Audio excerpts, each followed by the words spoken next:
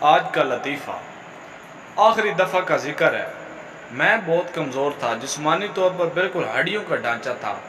تب میں بازار سے گزر رہا تھا، ایک بہت ہی امیر لڑکی میرے پاس اپنی قیمتی کار میں آ کر رکی اور مجھے اپنے ساتھ اپنے گھر چلنے کی آفر کرنے لگی۔ میں بیچارہ حیران بھی تھا اور خوش بھی کہ اتنی امیر لڑکی، اتنی خوبصورت لڑکی کیا قیامت ڈھا رہی ہے۔ کاش اس سے میری شادی ہو جائے تو میں بھی امیر ہو جاؤں اور خوب عیش کروں۔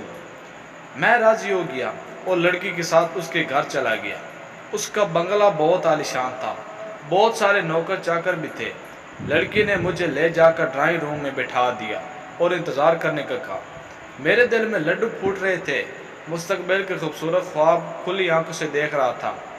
کچھ دیر کے بعد وہ لڑکی اپنے 2 بچوں کو ساتھ آئی اور بولی، بچوں دیکھو، بچوں اگر نیڈو نہیں پیو گے تو ایسے ہی ہو جاؤ گے، حد ہی ہو گئی۔